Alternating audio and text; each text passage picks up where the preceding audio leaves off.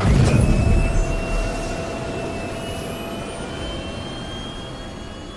systems online. Salut à tous, c'est Schneider et on se retrouve pour un récap de la semaine sur Star Citizen. Le Calling All Devs a commencé avec 3 questions pour John Crew, l'homme qui a toujours toutes les réponses. Maintenant qu'on commence à avoir plusieurs vaisseaux à équipage et les premières itérations des mécaniques d'interdiction quantique, comment est-ce qu'il prévoit le fonctionnement des capsules de sauvetage? Alors d'abord, ils vont devoir nous permettre de créer des missions de sauvetage sur le service Beacon, car ça sert à rien de pouvoir s'éjecter si personne peut venir nous récupérer. Ensuite, le fonctionnement du système d'item 2.0 pour les vaisseaux devra être amélioré parce que en l'état, si une capsule de sauvetage se détache d'un vaisseau, elle disparaîtra au bout de peu de temps. Pour ce qui est de leur fonctionnement à proprement parler, les capsules de sauvetage seront seulement équipées de quoi vous maintenir en vie pendant quelques temps et d'un système de propulsion non contrôlable pour vous éloigner de l'endroit que vous cherchez à fuir. Deuxième question sur le Reliant, c'est le plus cher et le moins capable des vaisseaux de base, donc est-ce qu'ils prévoient de le retravailler? Alors il n'y a pas vraiment de refonte prévue pour le Reliant, mais ils savent que quand ils devront créer ces variantes, ils devront augmenter un peu la taille du vaisseau pour lui attribuer un peu plus de place en soute et des points d'attache d'armes un peu plus gros.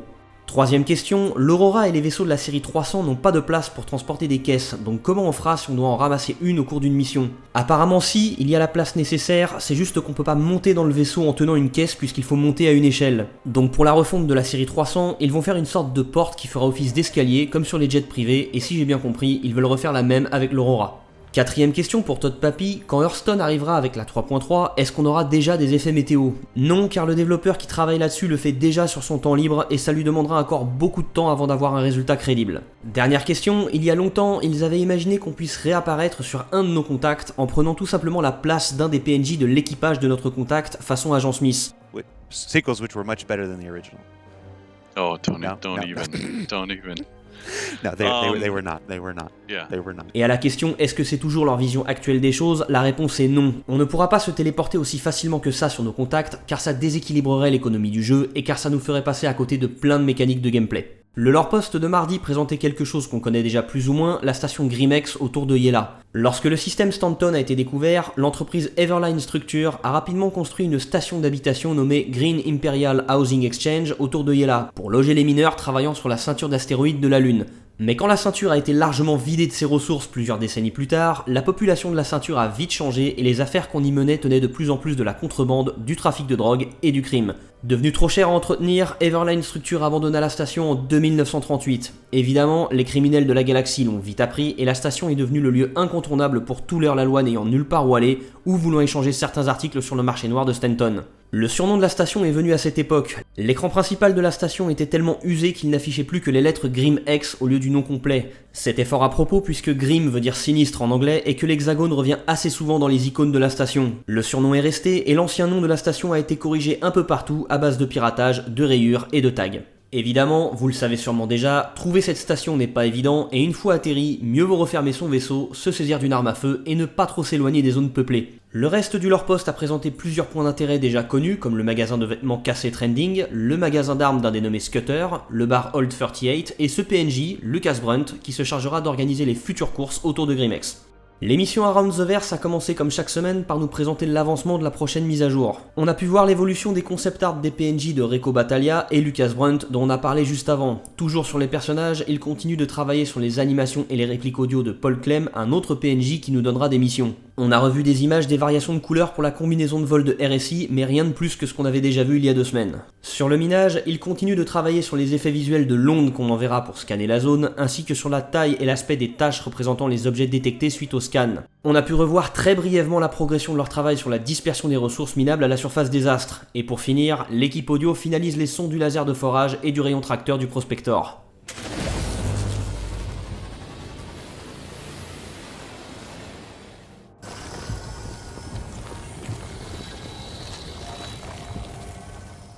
Les terminaux d'achat avancent avec ici une nouvelle variante qui permettra à terme, je cite, de commencer à acheter des composants et des vaisseaux in-game. Au niveau des mécaniques de gameplay, les sauts quantiques groupés avancent bien et ils ont commencé à créer des missions impliquant la destruction de certains éléments dans l'espace. Au niveau des vaisseaux, ils ont revu les matériaux et l'éclairage du Hammerhead ainsi que toutes les couleurs utilisées à l'intérieur pour lui donner une personnalité plus unique. Le Hurricane et le Mustang seraient entrés dans leur phase artistique finale et ils sont en train de peaufiner les effets visuels des propulseurs du 600i.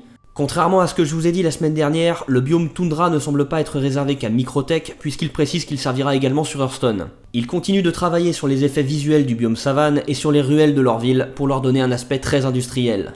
L'émission nous a ensuite présenté une des 4 armes de cette mise à jour 3.2, le scalpel de Kastak Arms. Ce sera le deuxième sniper qui sera inclus dans le jeu après le Arrowhead, mais qui cette fois utilisera des munitions plutôt que des lasers. Au niveau de son apparence, le scalpel n'aura presque pas de coque, comme s'il avait été mis sur le marché sans être totalement fini, ce qui lui donnera un aspect décharné et squelettique plutôt menaçant. C'est d'ailleurs une des raisons qui le rendra plutôt prisé par les pirates. Tous les mécanismes de tir visibles serviront également à accentuer la sensation de violence du recul pendant le tir. Et pour accentuer son côté archaïque, le chargement de la prochaine paire de cartouches se fera via un mécanisme à verrou. L'arme en elle-même aura 2 canons et il sera possible de tirer 2 cartouches à la fois. Les dégâts infligés seront beaucoup plus importants, mais évidemment, vous consommerez vos munitions extrêmement rapidement. Ça sera donc une arme plus puissante mais potentiellement moins fiable que le Arrowhead car elle aura plus de recul et sera beaucoup plus gourmande en munitions. Ils ont quelques difficultés au niveau des animations de cette arme car encore une fois le rechargement se fait sur le côté de l'arme en ouvrant un clapet sur 45 degrés avec le chargeur qui se retire en tirant dessus vers le joueur. Donc ça a été un peu compliqué pour eux de trouver une animation faisable par le personnage sans trop obstruer la vue du joueur et permettant de voir le mécanisme du rechargement. Ils ont aussi dû réduire la taille de l'arme qui s'est retrouvée être aussi grande que le personnage et qui passait à travers le sol dès qu'elle était accrochée dans son dos. Et enfin, la dernière arme de cette 3.2 ne sera pas un fusil, mais un canon à distorsion de Associated Science and Development, un nouveau constructeur qui est passé du domaine médical à la fabrication d'armes. C'est la première arme qu'ils ont dû faire pour ce constructeur, donc ils ont dû créer son style, et ils ont décidé que ça serait l'antithèse de Kastak Arms. Minimaliste, lisse, propre, sans mécanisme apparent et très plastique, typiquement le genre d'arme qui ira bien sur un vaisseau d'origine. On n'a pas eu beaucoup d'infos sur cette arme, hormis que ça sera un canon à distorsion disponible en taille 1, 2 et 3, et qu'on s'en servira donc pour saturer les boucliers d'un vaisseau ennemi jusqu'à les faire tomber, et ensuite griller les composants internes du vaisseau jusqu'à les rendre inopérants.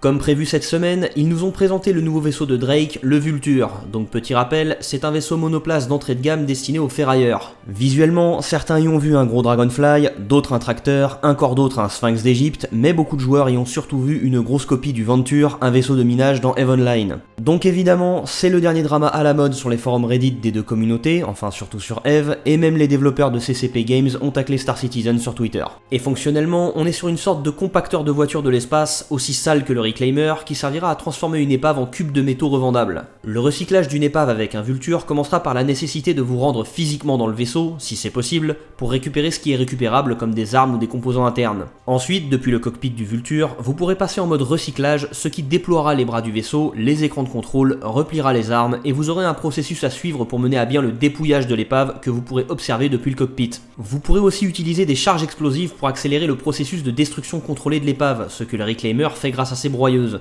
Et n'espérez pas vous en passer en tirant directement sur l'épave, vous allez ruiner encore plus la qualité de ce que vous pourriez récupérer. Donc ça sera à vous de penser à en racheter avant de partir en mission. Dans l'absolu, on pourrait même utiliser ces charges explosives sans utiliser le Vulture ou le Reclaimer, mais ça aurait pas trop d'intérêt puisque seuls ces vaisseaux auront des salles de traitement capables de transformer les débris en quelque chose de réutilisable. Ils ne savent pas encore combien de temps ça prendra pour recycler tout un vaisseau, mais la quantité récupérable sera de 12 unités de cargaison. Le Vulture pourra être utilisé pour dépouiller toutes sortes de vaisseaux. À lui tout seul, il pourra s'occuper d'un vaisseau de la taille d'un Gladius ou d'un M50, mais pas d'un Constellation par exemple. Dans les deux cas, il sera capable de décomposer le vaisseau en morceaux suffisamment petits pour les stocker.